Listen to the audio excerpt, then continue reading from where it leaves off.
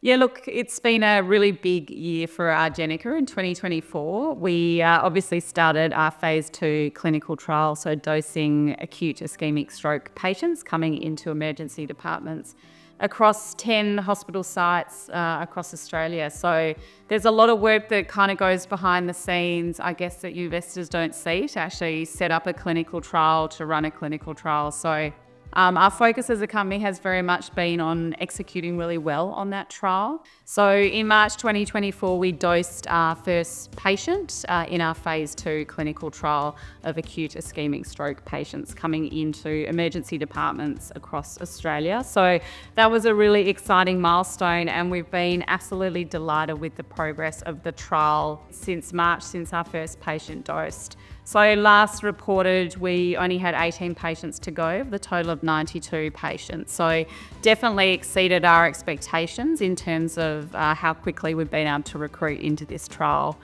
So we were able to bring timelines forward 6 months, which is fantastic, and a real testament to the team at Argenica and the hospitals that we're working with, the neurologists that we're working with, and the principal investigators at each of the sites to actually be able to recruit really well into this trial. It also, I guess, shows what's really important to us as a company, shows just how easy the drug is to deliver into current standard of care for stroke patients. So from a commercial point of view, this is really critical to get that buy-in of clinicians, neurologists that are actually at the hospitals that will hopefully eventually use the drug when it's on market.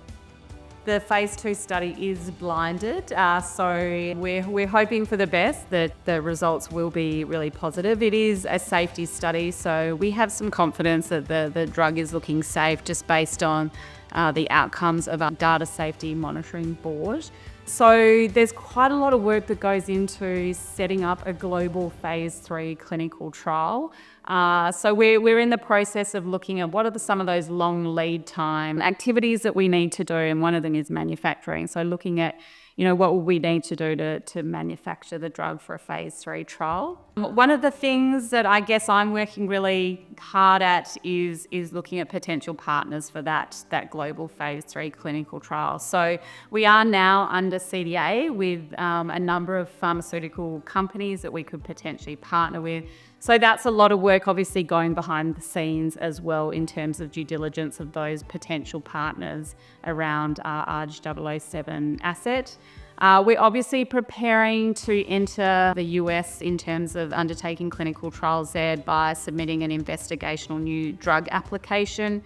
We were hoping that it would be submitted by the end of December. We've just had to rewrite some of the narrative in some of our non-clinical reports that came out of China. So that's taken a little bit of time, but now everything is done. We've got the first draft, reviewing that, and submission will be in January, which is really exciting. So once we have that IND, that allows us to do later stage clinical trials in the US as well. But a lot of other work in terms of building networks with key opinion leader neurologists in each of the jurisdictions that we're looking to go into. I've recently returned from a trip to China, so starting to build connections there, both with potential key opinion leaders, neurologists, hospitals, but also pharmaceutical companies in China.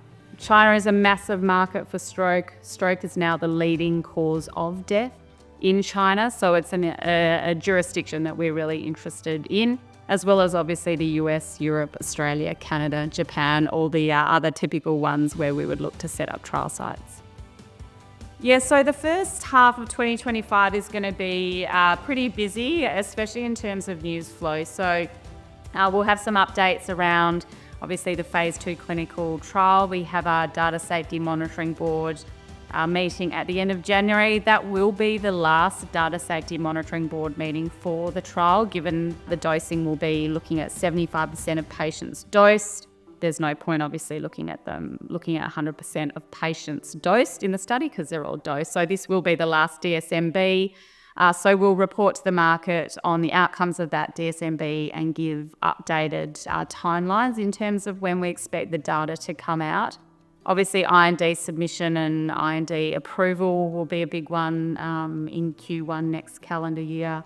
We're also looking at other indications. So we'll have more data out for our TBI main study in our rodents, our main study in our ferrets as well, continuing to progress our hypoxic ischemic encephalopathy work as well, and then obviously looking at how we're setting up a potential phase 3 clinical trial. So huge amount of work going on in the first half of next calendar year. Lots of good news flow and positive outcomes for investors.